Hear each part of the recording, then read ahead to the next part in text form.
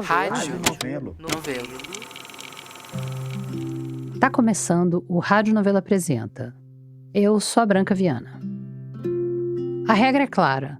Toda história, para continuar viva, precisa ser contada. Precisa ser relembrada, reforçada, renarrada, refeita, repensada, mas não pode deixar de contar. Senão, ela vai ficando pelo caminho, vai sendo levada pela correnteza do tempo. Só que não depende só da gente. Tem histórias nossas que a gente consegue contar. E tem histórias nossas que só podem ser contadas por outras pessoas. Seja porque tem coisa que a gente não consegue enxergar, seja porque tem histórias que só dá para contar, que só dá para entender quando a gente já partiu dessa para melhor. E aí, quem é que fica para levar a história para frente? Bom, o primeiro ato de hoje, no caso, vai ser contado pelo Thiago Rogero.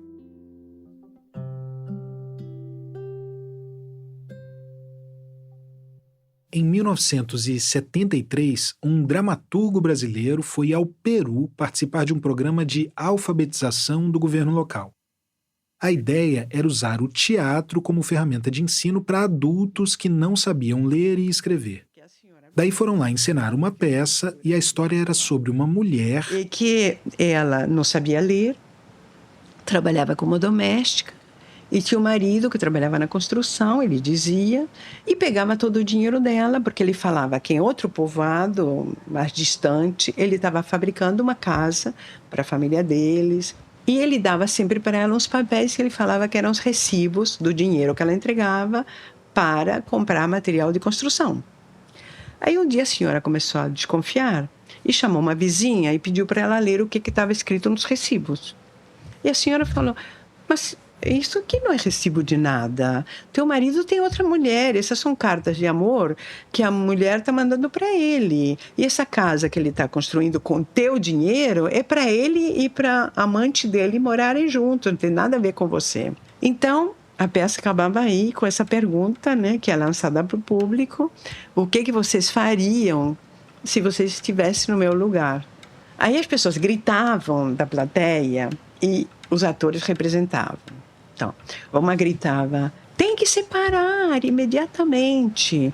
Aí os atores começavam assim, quero me separar porque você está me traindo. Então ele falava, tá bom, então você vai ficar aí sozinha e eu vou embora com a outra. Aí o público gritava de novo, não pode separar, porque a gente mora numa comunidade muito mal visto aqui, uma mulher que fica sozinha. E assim ia. Daí no meio da plateia tinha uma senhora em especial que estava muito inquieta. Estava remoendo na cadeira, que não se aguentava mais. E o diretor da peça, o dramaturgo brasileiro, percebeu aquilo e foi falar direto com ela. Ele falou, minha senhora, eu estou vendo que a senhora quer falar alguma coisa. O que é? E a senhora falou o que ela achava que a atriz tinha que fazer. Tem que ter uma conversa muito clara com ele, muito clara. Então a atriz chegava e falava, fulano, eu sei que você está me traindo, isso não pode ser, nós temos um casamento, enfim, argumentava, e a senhora furiosa. Não entendeu. Tem que ter uma conversa muito clara. Daí o diretor tentava argumentar. Mas está tendo uma conversa clara. A atriz tentava de novo. Assim for, 3, 4 vezes. Como daquele mato não estava saindo cachorro, o diretor teve outra ideia. Bom, a gente não está sabendo interpretar o que a senhora quer. A senhora quer subir aqui e mostrar para a gente o que a senhora quer dizer? Mas eu posso subir? Claro. E ela pegou uma vassoura, encheu o marido de porrada e falou assim, e agora você vai na cozinha, faz o jantar e traz para mim. Então assim, o pobre do ator que fazia o marido... O Bal teve que defender o ator porque a senhora gorda encheu ele de porrada. Enfim, essa história era um sucesso total. O Bal sempre contava a história da senhora gorda, que, segundo ele, inventou o Teatro Fórum, porque até lá não tinha essa participação. As pessoas do público não entravam no palco para improvisar com os atores. O dramaturgo brasileiro era o Augusto Boal. E esse teatro fórum que a entrevistada mencionou é uma das técnicas ou uma das modalidades de um método teatral que ficou mundialmente conhecido e que foi criado pelo Augusto Boal. Enfim, e foi depois dessa experiência que Boal escreveu o Teatro do Oprimido. Resumindo muito, O teatro do oprimido consiste primeiro na quebra da quarta parede. Pensa numa peça teatral. Num cenário, numa cena, você vê o lado esquerdo ou a parede esquerda, vê a direita e vê o fundo. E a gente que está aqui atrás, olhando para aquilo tudo, está vendo tudo aquilo pela quarta parede, na teoria. E o mesmo vale para as novelas, para as séries, para o cinema, enfim. Daí que vem essa expressão de quebrar a quarta parede. É quando a obra reconhece a existência do espectador e passa a interagir diretamente com ele. No caso do teatro do oprimido, a ideia é não só quebrar a quarta parede, mas que o espectador seja um sujeito atuante, alguém que vá transformar aquela ação dramática. E assim ele passa até mesmo a protagonizar aquela obra. E tudo isso, claro, com o objetivo de conscientização social. O teatro como ferramenta de transformação social. Bom, mas eu tô aqui te falando de quarta parede, de teatro do oprimido e ainda não te apresentei a entrevistada. Então, eu no Brasil me chamo Cecília Boal. Eu casei com Augusto Boal, a gente ficou juntos 43 anos, temos 2 filhos. A Cecília é argentina, mas mora no Rio há bastante tempo. E eu cheguei aqui e fui abrir um consultório de psicanálise aqui no Rio de Janeiro. Eu me chamo Cecília Tumin, mas não deu outra. Primeiro paciente que chegou a falar, Cecília Boal. E tanto me chamava de Cecília Boal que resolvi que ia casar com Boal para poder usar o nome, para me sentir legitimada, só que não mudei o nome nos documentos. Augusto Boal era uma pessoa maravilhosa. E não é assim porque morreu, então a viúva sempre acha. É um clássico, né? O morto era maravilhoso. Mas por que ele era maravilhoso? Porque ao mesmo tempo que era uma pessoa muito lúcida e via muito bem a realidade, ele tinha uma ingenuidade. Era muito otimista, sempre achava que nada ia acontecer com ele, nada de ruim. Incrível. Eu, que era pessimista, ficava falando, olha, os militares, isso, aqui. Enfim, eu me sentia na obrigação de ficar cuidando do Boal. Eu ficava falando para ele, quando a gente morava em São Paulo, ia caindo um atrás do outro, pessoas próximas. E eu falava, olha, você vai ser preso também. Ele falava que não, que de jeito nenhum, forma de ser dele, né? E ele foi sequestrado, e ele ficou desaparecido, assim, 2 meses e meio, uma coisa assim. Ele estava no DOPS, mas o DOPS, enfim, a polícia não reconhecia que ele estava preso. Então foi um período muito perigoso e foi muito difícil para mim, porque você imagina, eu era bem nova e tinha uma criança pequena ainda por cima. E eu tinha chegado de Buenos Aires, assim, de paraquedas para um universo que não tinha nada a ver com o meu, sabe? Queria ser atriz. Por isso que eu conheci Boal, porque eu fazia teatro na Argentina, né? Depois, com tantos exílios, resolvi mudar de profissão, porque era impossível falar tantas línguas para continuar fazendo teatro. Eu tive que me inventar, sabe? Como todo mundo faz, né? A Cecília é a presidente do Instituto Augusto Boal, fundado em 2010 para divulgar e dar continuidade à obra do dramaturgo. E, sobretudo, assim, quando o Boal morreu, né, eu comecei a mexer na documentação dele para deixar tudo arrumado e à disposição de quem quiser pesquisar o trabalho dele. Eu me deparei com essa relação que foi determinante, né, para a carreira do Boal, realmente, e da qual pouquíssimo se sabe e da qual pouquíssimo se fala.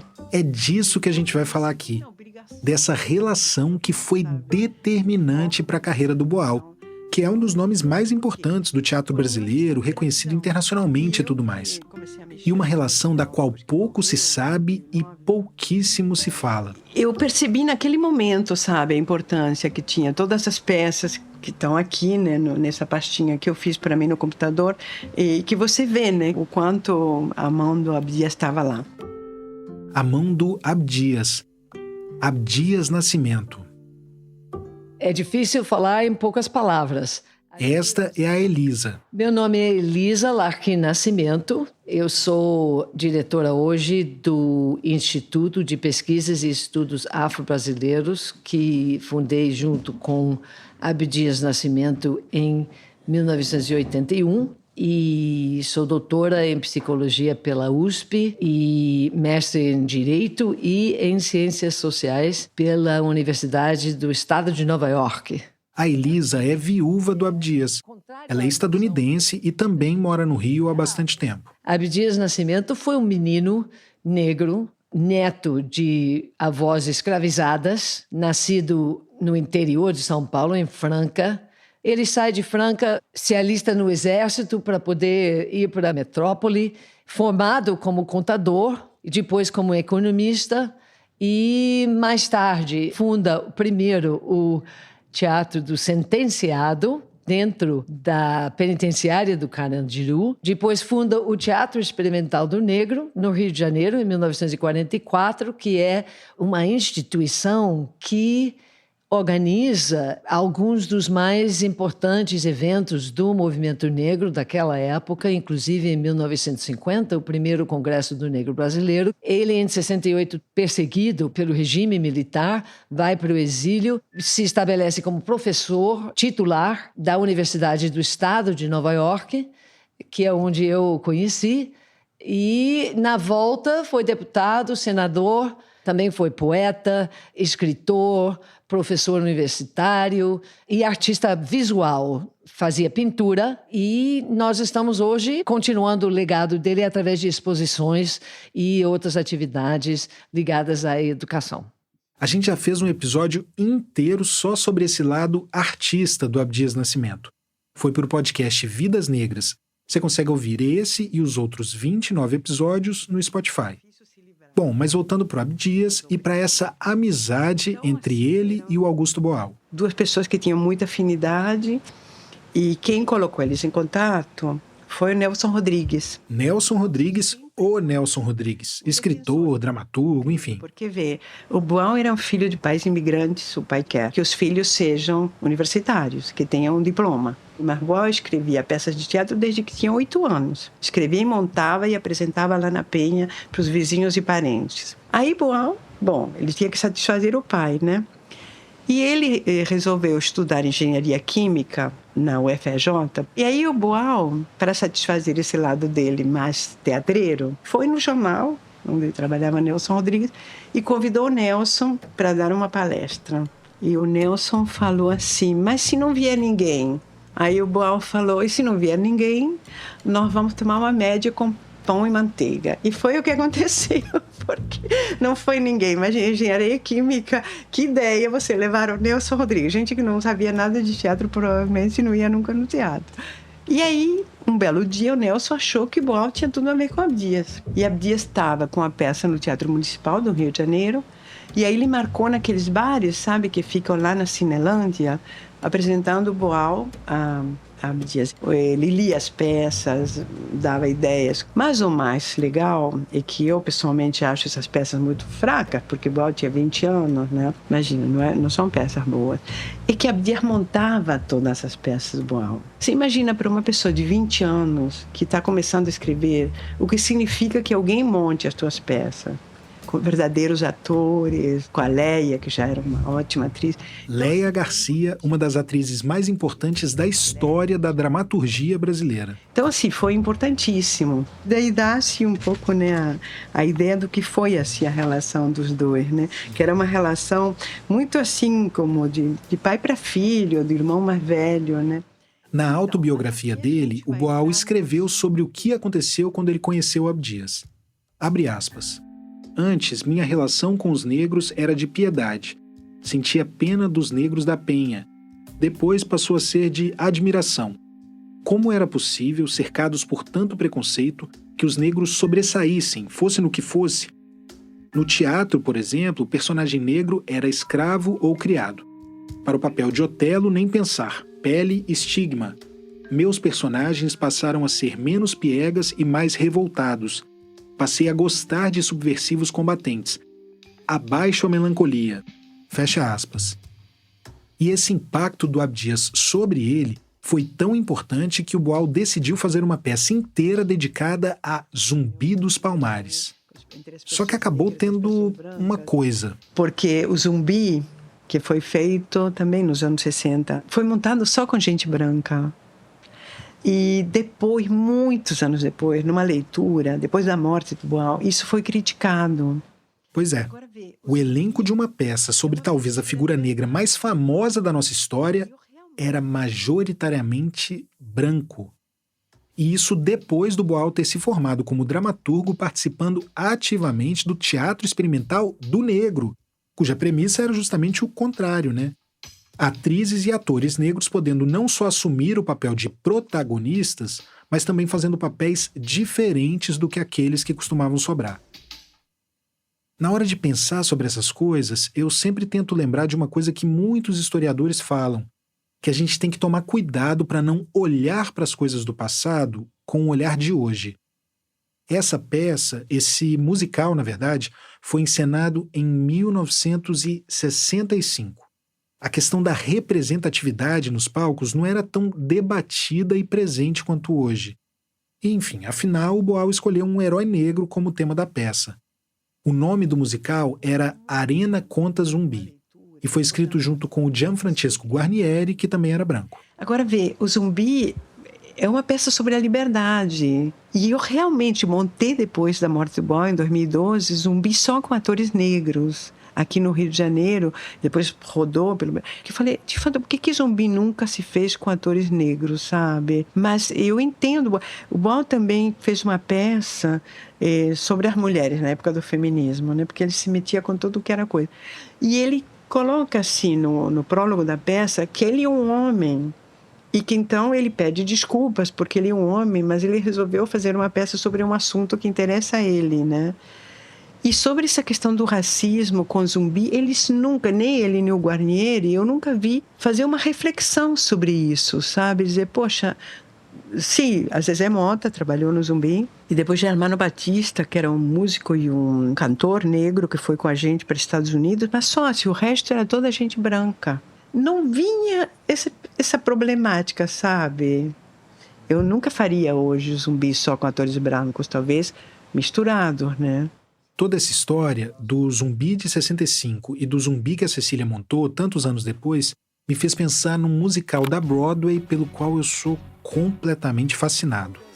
O nome é Hamilton. Estreou em 2015 e foi criado pelo Lin-Manuel Miranda. Dá pra ver legendado no Disney+. Eu vou contar a premissa e acho que pode parecer chato. Conta a história do primeiro secretário do Tesouro dos Estados Unidos, o Alexander Hamilton. Mas o que eu gosto é que o musical é todo em rap, em hip hop, e o elenco é majoritariamente não branco. Ou seja, ele inverteu tudo. Pegou esses grandes nomes da história dos Estados Unidos, e a gente sabe quem são esses nomes que conseguiram entrar para a história, né? Porque afinal eram aqueles que escreviam a história. Tudo homem branco. O Lin-Manuel Miranda, que é um porto-riquenho estadunidense, pegou esses nomes todos e colocou pessoas não brancas para fazer os papéis. Negros, latinos, asiáticos. O primeiro presidente dos Estados Unidos, por exemplo, o George Washington, é interpretado por um ator negro. E a última música desse musical, nossa senhora, pega demais pra mim. Tem várias personagens femininas na peça, mas o musical é meio que sobre as guerras travadas por esses grandes homens, né? A Guerra da Independência dos Estados Unidos, depois as lutas políticas pela primeira Constituição, pela presidência, enfim. Mas no fim, os holofotes todos vão para uma mulher, para a viúva do Alexander Hamilton, a Elizabeth, que no musical todo é chamado pelo apelido Eliza. O nome dessa última música é, traduzindo para o português, Quem Vive, Quem Morre, Quem Conta a Sua História. E basicamente o que ela diz é que, se hoje a gente conhece a história do Hamilton, se mais de 2 séculos depois da morte dele fizeram um musical sobre a vida dele que virou um dos maiores sucessos da Broadway, é por causa dos esforços da esposa dele, da viúva, da Eliza, para manter essa história viva. E eu não conseguia parar de pensar nisso enquanto entrevistava a Elisa e a Cecília. Quem conta as histórias do Abdias e do Boal são, acima de tudo, essas duas mulheres. E tem muitas outras viúvas. Parece que é a sina das viúvas. Eu já conversei muito com a Elisa, eu chamei ela para... E assim, entendendo aqui o meu lugar de homem cis hétero fazendo essa observação, mas algo que naturalmente chama atenção é que parecem ser sempre mulheres nessa posição, né? Homem viúvo que conta a história do parceiro, da parceira.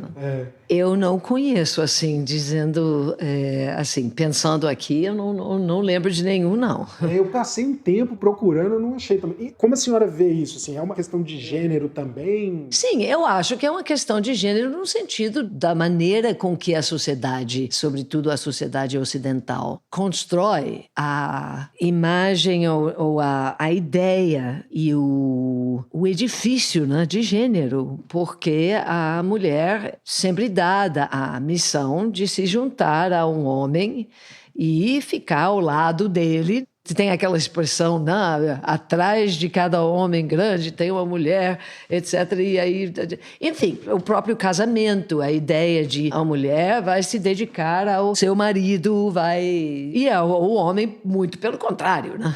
O homem é o parceiro dominador, é aquele que define as regras, que manda. Então, vai ser difícil, né? A gente encontrar esse tipo de vocação no construto da masculinidade, né? Mulheres vivem mais do que homens. Isso é fato no mundo todo e o Brasil não foge à regra. Mas daí a naturalizar essa obrigação das mulheres carregarem as histórias adiante é outra coisa. Ainda mais porque muitas vezes o narrador, a narradora, é justamente a personagem que se apaga. O que acontece com a história delas? A gente fala tanto sobre quem deveria contar a história de quem, que às vezes a gente não olha para quem acaba tendo que contar a história de quem. No caso da Cecília e da Elisa, muito do que a gente sabe hoje sobre o Abdias e o Boal e sobre as bandeiras que eles levantaram é graças a elas. Eu já conheci o Abdias no contexto de uma missão compartilhada. Eu era uma ativista, uma jovem, né, ativista. Eu vinha do movimento contra a guerra de Vietnã, também contra os investimentos da minha universidade no apartheid da África do Sul. E eu tinha uma maneira diferente de muitos esquerdistas brancos. Não conseguia enxergar a luta pela justiça no mundo através apenas da lente da luta de classes. E é nesse contexto que eu vou conhecer o Abdias.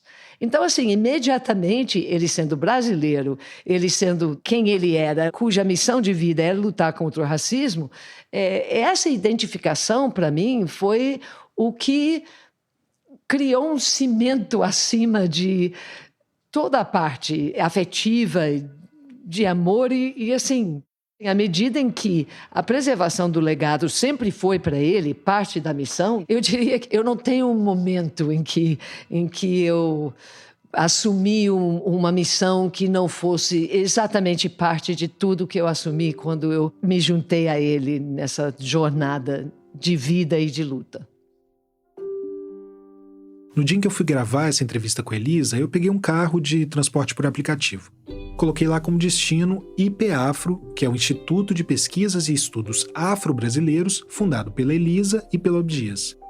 Entrei no carro, passou um tempo e o motorista, que era um homem negro, me perguntou se eu trabalhava no IPAfro.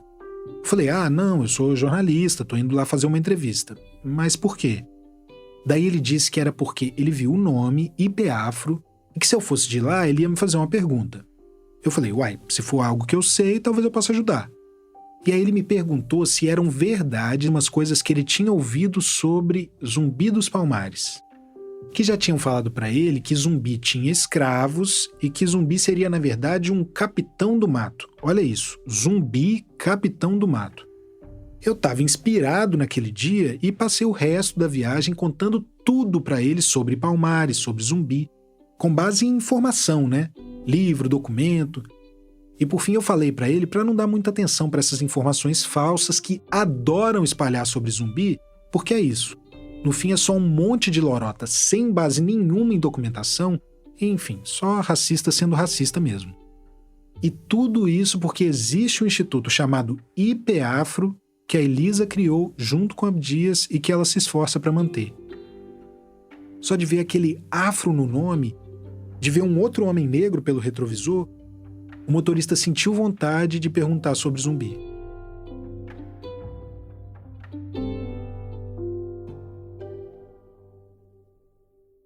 faz parte da minha vida como um compromisso, como uma coisa que me move. Eu fiz uma opção por tentar construir esse projeto do IPAfro e eu quero crer que eu tenha conseguido com isso abrir algumas oportunidades para pessoas exercerem um ofício, né? Enfim, então para mim continua valendo a pena, assim como sempre valeu quando eu estava ao lado do Abdias vivo. Olha, às vezes é um peso, mas eu sinto, sabe, que é uma coisa que eu devo a Boal. Realmente, assim, porque eu não sei como te dizer, eu achei, assim, bom, eu acho que eu tive muita sorte em ter conhecido Boal, sabe? E eu não sei se eu estive à altura, realmente, porque eu era uma mulher muito chata. Por que eu era uma mulher muito chata? Primeiro porque eu tinha inveja. Não fiz tantos anos de análise para não saber. Eu tinha inveja da vida que ele tinha, do sucesso que ele tinha, mas claro que eu não tinha o talento dele, nem a inteligência dele. Então acho que eu enchi bastante a paciência dele em muitas ocasiões. Falo sem problema isso. Me arrependo muito também. Aí, então, não sei. Eu não acredito numa vida depois da morte. Mas se tivesse, eu gostaria que ele ficasse contente, sabe? Vendo que eu faço o possível, assim, enfim, para que o pensamento dele seja respeitado, sabe? Para que ele seja conhecido realmente como a pessoa que ele foi. E que ele foi uma pessoa muito extraordinária. O Boal morreu em 2009, aos 78 anos. O Abdias morreu em 2011, aos 97 anos. O Abdias tinha muito apreço e respeito pelo trabalho do Boal. E a partir de 68, quando ele vai para o exílio, ele sempre seguiu e acompanhava a trajetória do Boal, lia os livros e em 1988, 89, ele foi convidado pela Unesco para ser consultor de teatro em Angola, porque ainda recém-desenvolvida, vamos dizer, a administração federal de Angola estava pensando o seu teatro nacional, né? E ele foi lá num contexto ainda de guerra civil, mas ele levou os livros do Boal. E certamente o Teatro do Oprimido foi uma das grandes referências que ele apresentou lá nesses cursos que ele fez na universidade em Luanda. Então, assim, eu acho que é uma amizade que nunca deixou de ter vida no espírito, no cérebro, na cabeça, no pensamento e também no coração. Esse foi o Thiago Rogero, colaborador do Rádio Novela Apresenta.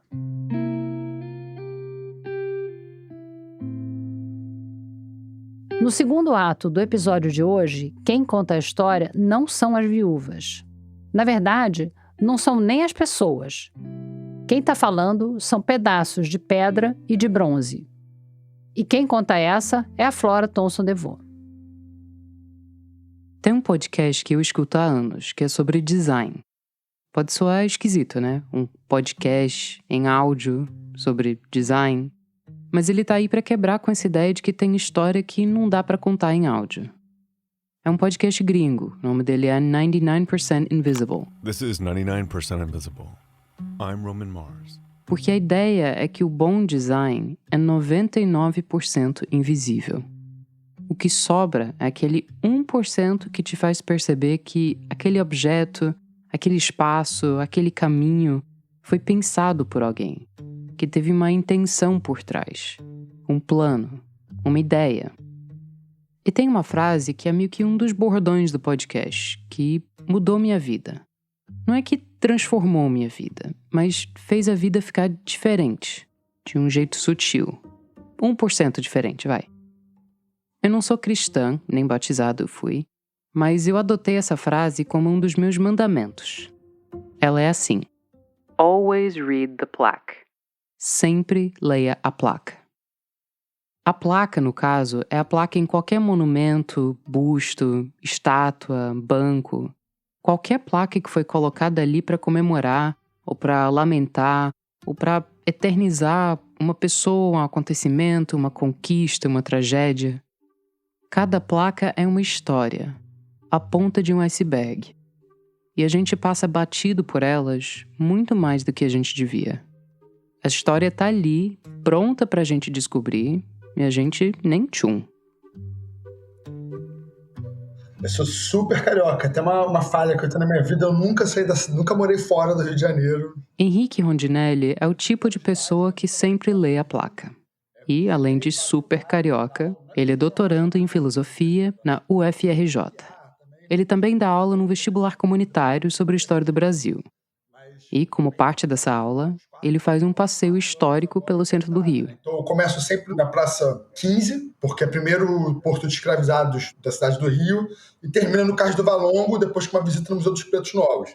Tem muita placa nesse caminho, muita história para contar. E é engraçado porque, assim, tem uma série de estátuas que denunciam, eu posso dizer, o enviesamento simbólico da República no Brasil e no Rio de Janeiro em particular. Tem uma que eu acho particularmente poderosa na alegoria, que é a estátua da Praça Tiradentes, que não é de Tiradentes, é de Dom Pedro I. Ela é gigante, é a estátua equestre de Dom Pedro I. É ele empunhando a Constituição de 1824 em mãos, né, que é como se fosse um mito do surgimento dentro do Brasil independente, e ele está cercado por 4 tribos dos 4 principais rios, né? Eles não especificam as tribos, mas tem lá Amazonas, Paraná, São Francisco, não sei, tá lá. Os rios são o São Francisco, o Madeira, o Amazonas e o Paraná. O monumento da Praça Tiradentes tem esses 4 conjuntos alegóricos, como eles dizem. É assim, tem o Dom Pedro lá, heróico, segurando a papelada da Constituição, montado no cavalo dele. O cavalo está parado em cima de um pedestal retangular. E em cada lado desse retângulo tem umas figuras indígenas, como se eles fossem os guarda-costas do imperador. Cada um representando um grande rio brasileiro. Essa estátua, se não me engano, de 1870, ali no auge do romantismo brasileiro, ela foi mantida com a República, mas assim, o que tem muito de curioso nessa estátua, né, é totalmente a ausência assim, do negro na da Constituição do país, né? Essa estátua foi o primeiro monumento cívico do Brasil. O primeiro monumento que o governo mandou construir na história do país. Uma representação da independência, do que vinha a ser esse país. É aquele mito modernista, romantista mais bobo possível, né? Que assim, é bem Iracema, né? Foi o português, foi o indígena e acabou. Às vezes, o problema não é nem o que tá na estátua.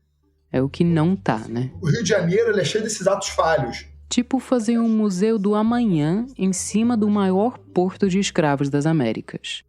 Esse tipo de ato falho. Agora, tem um tipo de ato falho do Rio de Janeiro que dificulta muito a vida de gente que nem eu e que nem o Henrique.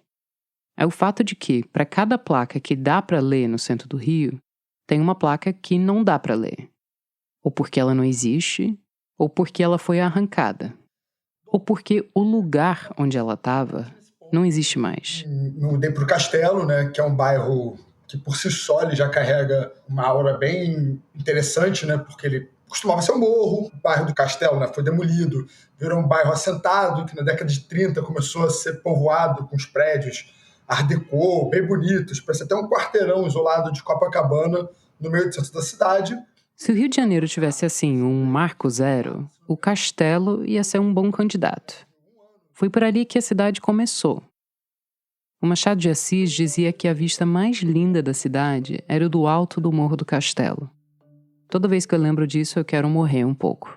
Ou contratar um helicóptero, ou um drone, ou uma máquina do tempo. Enfim. A cidade é cheia desses buracos. Uns maiores, outros menores.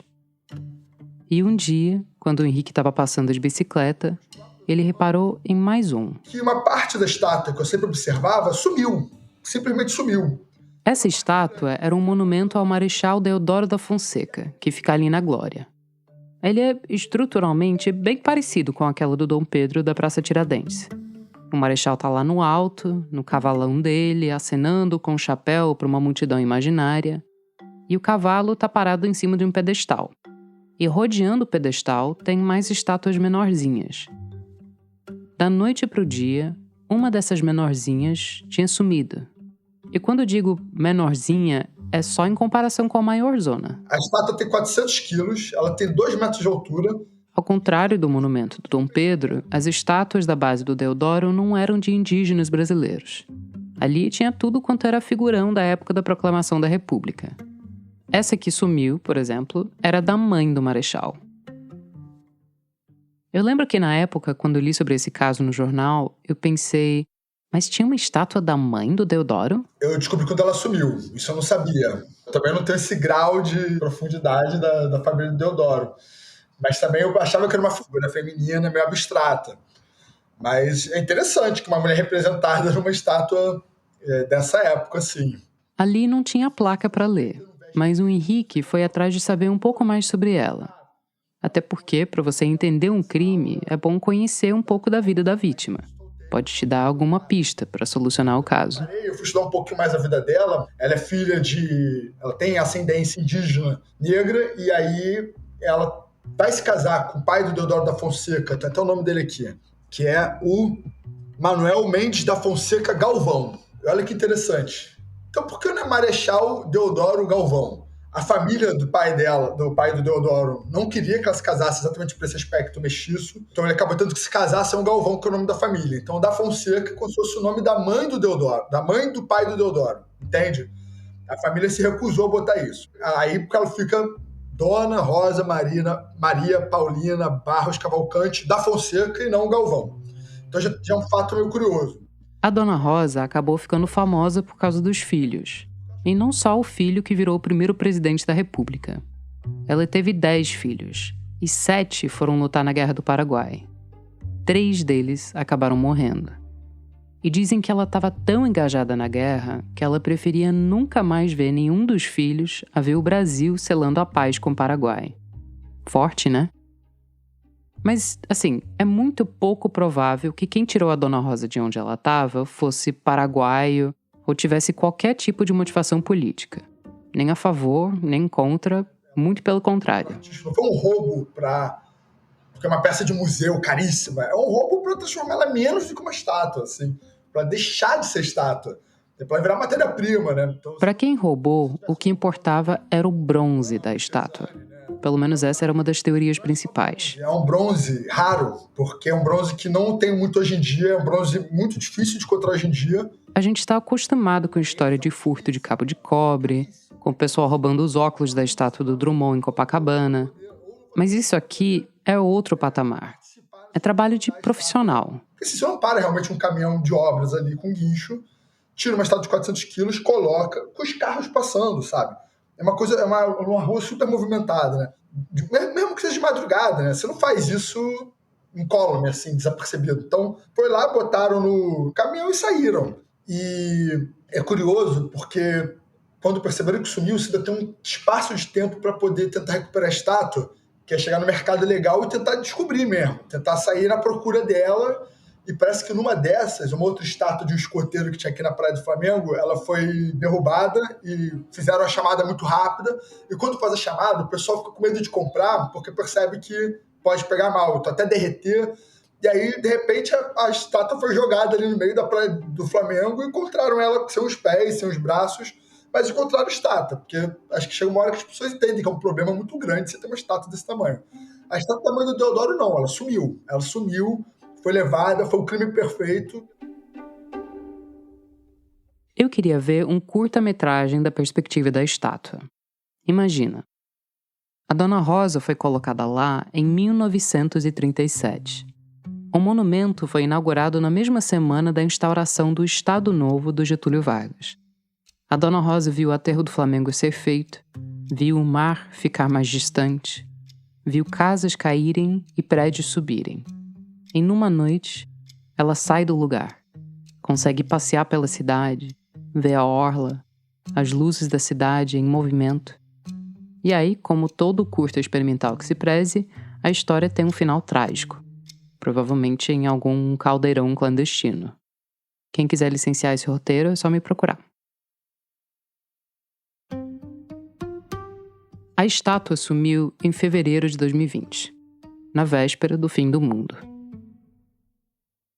E, alguns meses depois, essa história ganhou outro significado. No mesmo ano, com Black Lives Matter, né, em plena pandemia, começa a ver esse movimento de derrubar estátuas pelo mundo. Depois da morte do George Floyd nos Estados Unidos, ativistas começaram a derrubar estátuas mundo afora. A mais famosa que caiu foi a de um traficante de escravizados chamado Edward Colton, em Bristol, na Inglaterra. O pessoal não só derrubou, como deu uma pisoteada e jogou no mar depois. Aqui no Brasil teve poucas ocorrências. Na verdade, de bate-pronto, eu só tô lembrando da tentativa de botar fogo na estátua do Borba Gato, em São Paulo. Mas a estátua da Dona Rosa da Fonseca era outra história. Como é que uma coisa tão vaga pra gente, que aquela coisa cai, né, foi derrubada, no mesmo ano que você derruba a estátua de um traficante de escravizados, você derruba a estátua da matriarca da família militar, pelo governo Bolsonaro. Só que um é provido de vetor político e o outro é feito para derreter, para virar bronze. Fez um movimento, digamos assim, de certa forma, o vetor material é idêntico, mas o vetor político é nulo, né? Às vezes, uma estátua derrubada é só uma estátua derrubada.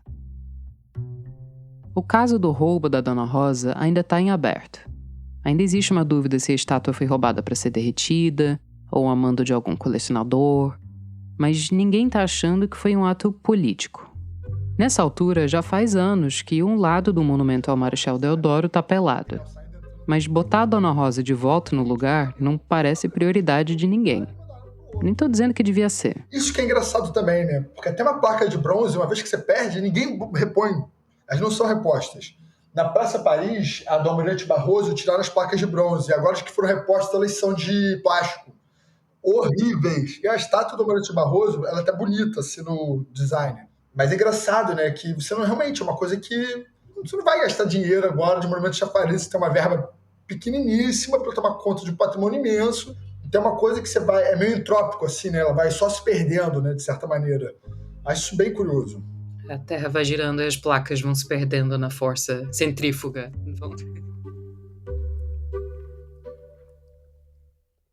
Enquanto eu estava investigando a história da Dona Rosa, tentando aprender um pouco mais sobre a vida dela e sendo sumariamente ignorada pela Polícia Civil, que, aliás, não quis dar entrevista para essa matéria, chegou uma outra história na minha mesa. Sobre outro monumento. Em outra praça. Em outro estado. Nova Veneza é uma cidade pequena no sul de Santa Catarina, tipicamente... Esse é o Valdir Rampinelli, que é professor do Departamento de História da Universidade Federal de Santa Catarina.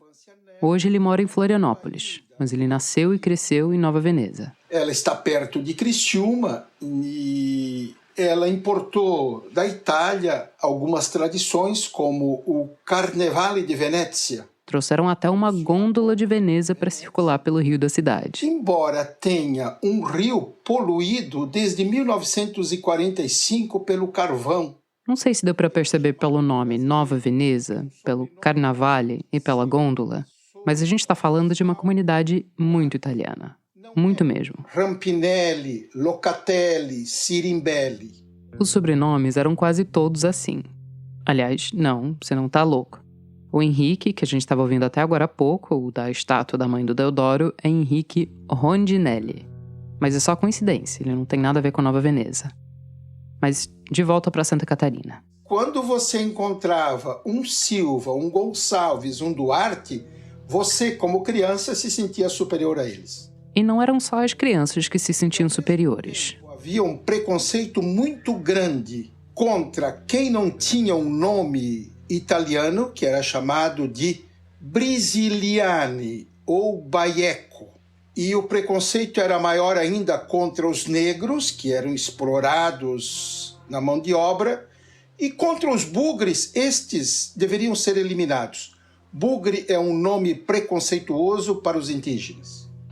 O Valdir cresceu ouvindo histórias sobre a época em que a região estava sendo, entre aspas, desbravada, no final do século XIX. E o meu avô falava das caçadas aos indígenas. Nessas histórias do avô do Valdir, tinha um personagem que aparecia sempre. Natale Coral é uma pessoa muito importante em Nova Veneza, porque ele é agrimensor. E naquela época, quem media as terras tinha poder. O Natale Coral nasceu na Itália e se mudou para o Brasil em 1879. Ele tinha sido contratado pelo diretor da colônia de imigrantes para fazer essas medições das terras, para ir traçando os lotes rurais para que eles pudessem ser vendidos, para que uma cidade pudesse começar a existir. E conforme o Natale Coral ia fazendo isso, viajando pelas terras da região, ele ia entrando em conflito com as populações indígenas. Então, além de medir as terras, ele se tornou um bugreiro. Bugreiro é uma profissão em expansão no capitalismo no final do século XIX, que significa limpar as terras para que a civilização entre.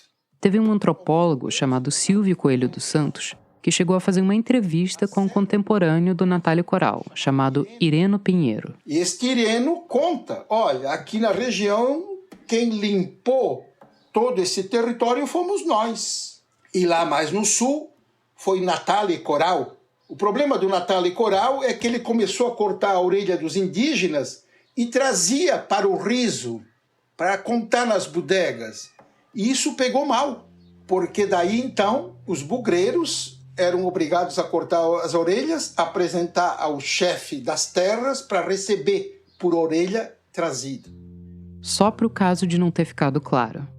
Segundo esse Ireno, que também era bugreiro, o Natale Coral não só assassinava os indígenas que ele encontrava pelo caminho, como ele começou a cortar e levar as orelhas das vítimas dele para se gabar depois, colecionando orelhas como se elas fossem um troféu. Coisa de serial killer. A diferença é que a polícia não estava atrás dele por causa disso. Pelo contrário, ele ergueu o sarrafo da perversão.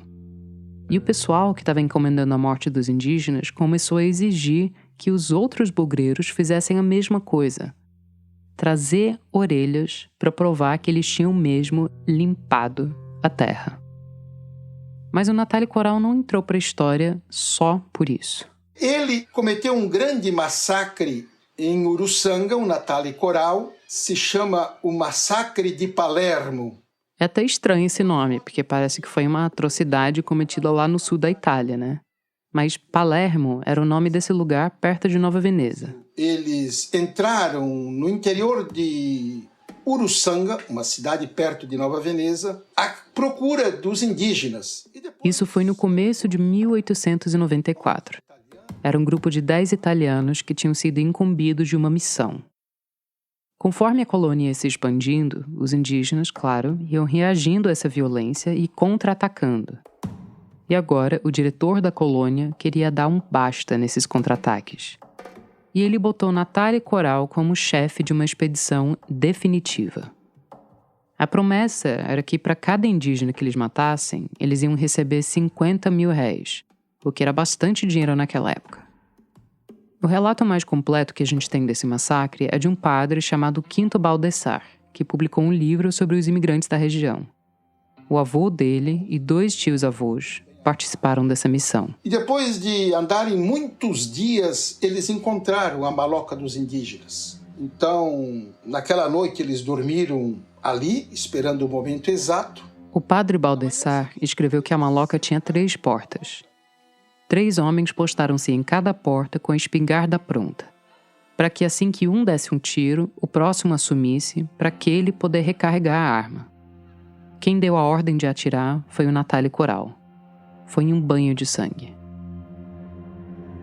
Depois, um dos homens que participou do ataque até falou: "Não foi certo aquilo que fizemos." E neste massacre, eles cortaram 62 orelhas. Colocaram dentro de uma manga de camisa, fechada embaixo, e trouxeram. Trouxeram também 3 indígenas, que está nesta foto, inclusive. Pois é, existe uma foto dessa expedição. É mais um troféu dessa época de chacinas orgulhosas.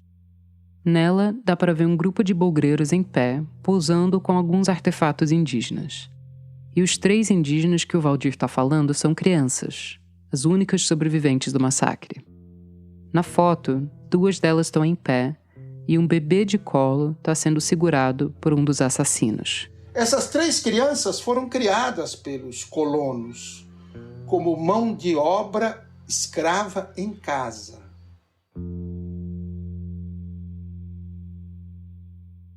O Valdir Rampinelli sempre soube dessas histórias.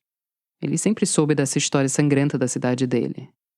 Mas o que pegou ele de surpresa foi uma notícia de dezembro de 2020, de que iam botar um monumento numa praça em Nova Veneza em homenagem a ninguém mais, ninguém menos que o Natália Corral. A minha cidade natal homenageia um bugreiro, um matador de índio, quando a história no mundo está derrubando os escravistas, quando a história no mundo está sendo revista. O Valdir não pensou duas vezes. Eu vivi a minha infância em Nova Veneza e eu escutava o meu nono falar do massacre indígena. Ele gravou um vídeo e postou, contando essa história que você acabou de ouvir, e dizendo que era inaceitável, em pleno século XXI, uma homenagem dessas. O vídeo repercutiu até fora de Nova Veneza, mas claro que repercutiu mais ainda lá dentro.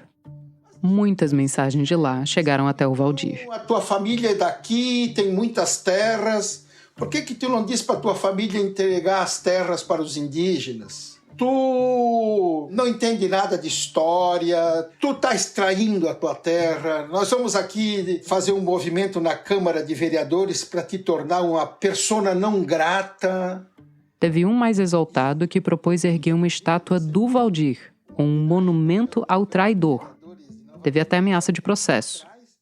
O Valdir esperou, até contratou um advogado, mas o assunto acabou morrendo. Eu até torci para que fosse processado, porque, obviamente, que a discussão ia avançar muito mais. No fim, ficou meio que num 0-0. O Valdir não virou persona não grata, não foi processado, não foi imortalizado como um traidor, mas a homenagem ficou lá. Tá lá até hoje. Não é uma estátua equestre. É um pequeno muro de pedra com uma placa em homenagem a Natália Corral. Um pequeno muro e um mastro azul gigante de 18 metros de altura. E no topo... Eles colocaram uma baliza topográfica, que é um instrumento do agrimensor. E esta baliza está em forma de flecha para representar o povo indígena. Uma flecha indígena em cima da homenagem ao bugreiro. Um requinte de crueldade, que nem uma orelha arrancada.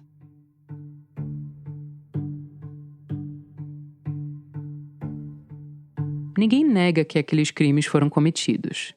Na época, teve gente defendendo a homenagem, dizendo que o que Natália Corral fez tinha que ser entendido dentro do contexto histórico em que ele viveu. É necessário se colocar no século XIX, ver como é que os colonos chegaram, qual era a perspectiva deles, enfim, ver a conjuntura vivida naquela situação.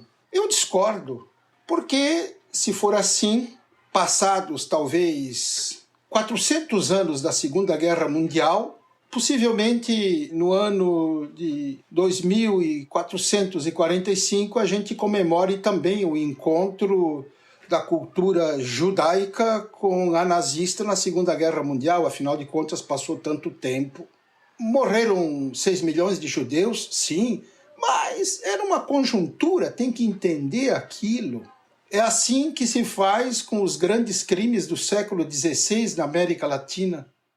O nosso Estado, ele nunca se envergonhou do que fez. Eu acho, pelo contrário, que ele tem muito orgulho dessa história e que por isso ele mantém esse ciclo assim, de violência contra a gente. Essa é Tcholu Ngakran.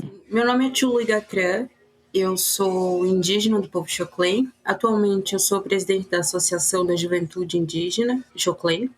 As vítimas do massacre de Palermo e de muitos outros ataques naquela época eram do povo Laclanó Xoclen, um povo que já ocupava aquela região uns 5.000 anos antes do Natália Corral chegar. O nosso território no passado ele compreendia os 3 estados do sul, indo do oeste do Planalto ao litoral. E a gente é um povo de cultura matriarcal. As mulheres elas desempenham um papel muito importante no nosso povo. O nosso povo ele é tido em vários trabalhos científicos como um povo nômade, mas não, a gente se entende como um povo migrante, porque a gente tem um processo de lidar com a terra que ele tem a ver com a sazonalidade dos alimentos. Quando a Tchulun ficou sabendo da homenagem ao Natália Coral, ela não ficou exatamente surpresa. Assim, não me choca, sabe? Porque o nosso estado, ele é racista desde o primórdio, desde a concepção do estado de Santa Catarina. É óbvio que aquela praça, aquele monumento, não é o único caso de uma homenagem catarinense a um bugreiro, a um bandeirante. Mas nesse caso, era uma homenagem sendo feita fora do tempo. Mais de um século depois dos crimes cometidos pelo homenageado. Num momento em que deveria estar claro para todo mundo que o que ele fez não era nada homenageável. Porque realmente é uma afronta com a nossa história, né? É tripudiar sobre a nossa dor.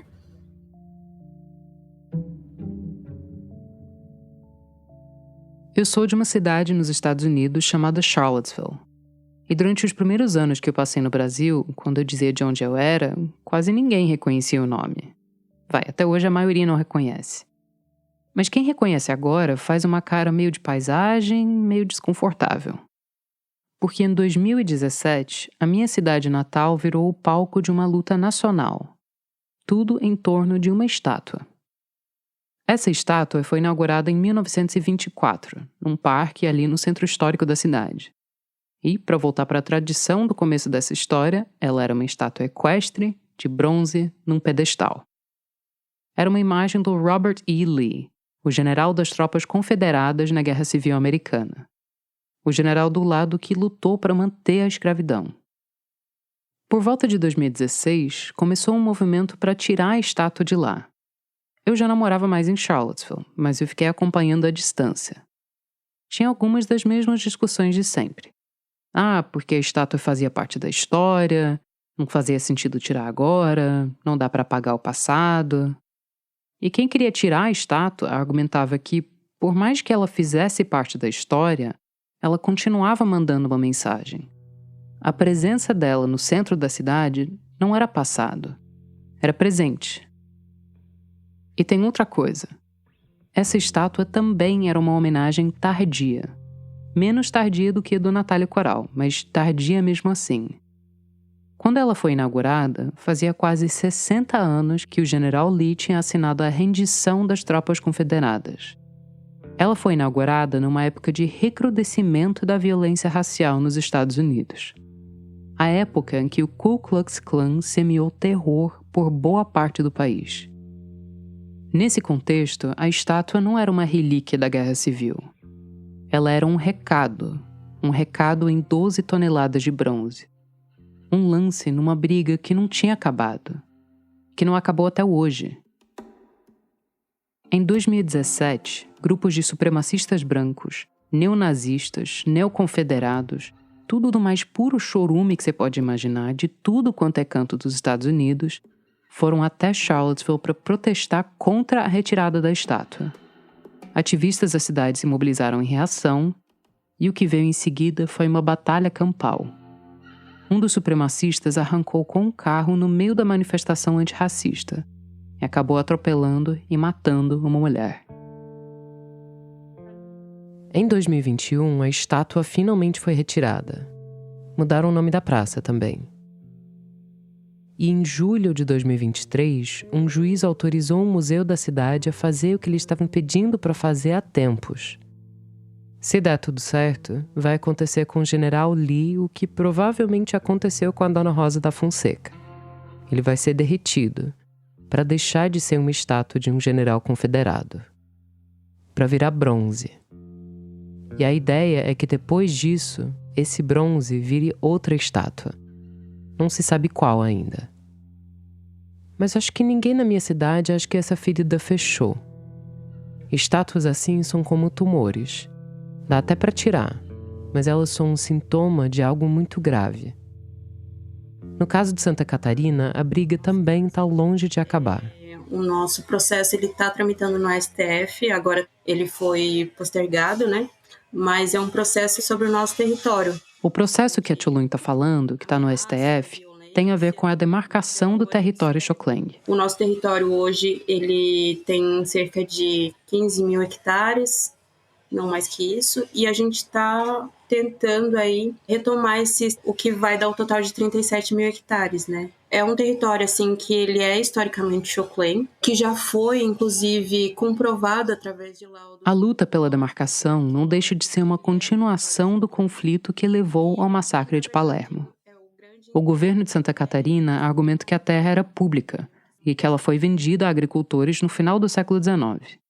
Mas a gente acabou de saber detalhes dos métodos que eram usados para liberar essas terras para venda, né?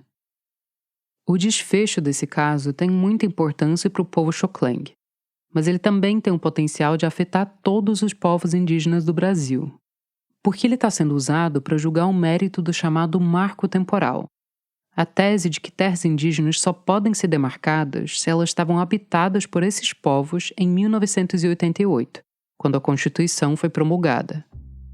E tem muito lugar que não estava habitado em 88 por causa de séculos de violência, por milhares de incidentes, como o massacre de Palermo. A gente não estava lá porque não queria. A gente não estava porque a gente foi expulso. Eu conversei com a Tchulun em julho de 2023. O julgamento no STF tinha sido adiado, mas até a publicação desse episódio, ele está marcado para setembro. Então, a gente está bastante esperançoso que a gente vai conquistar o território, mas também com muito medo, assim, do que está por vir. A Tchulun está com medo porque ela sabe que mesmo se a decisão for favorável, a luta não vai acabar aí. Os conflitos não vão sossegar da noite para o dia.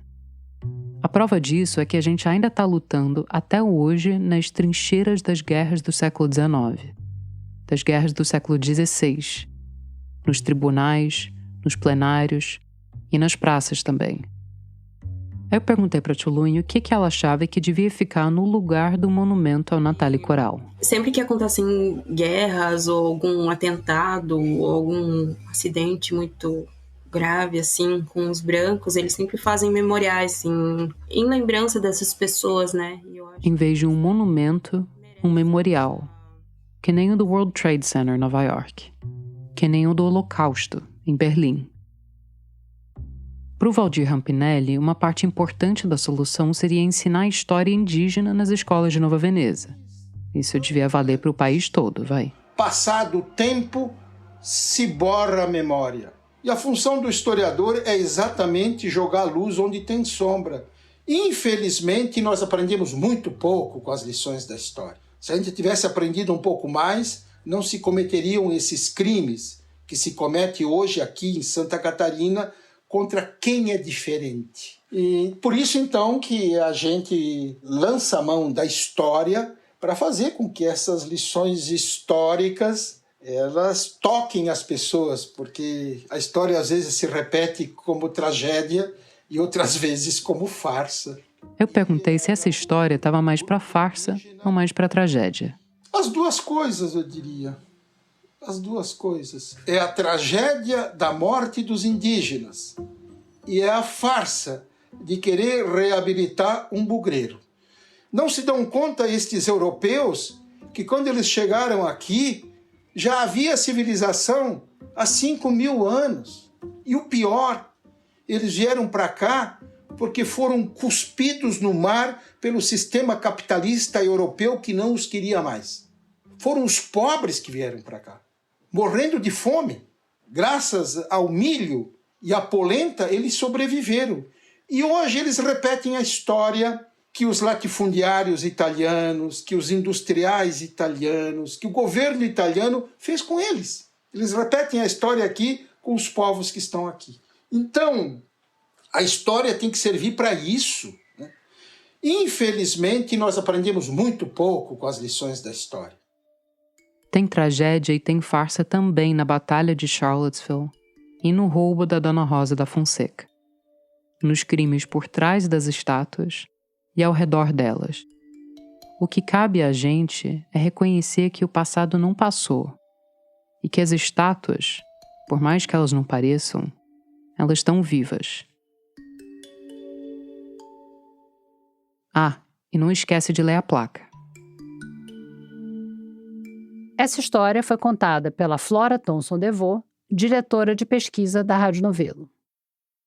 Obrigada por ouvir mais esse episódio do Rádio Novelo Apresenta. Essa semana, como sempre, a gente deixou uma seleção de material extra no site.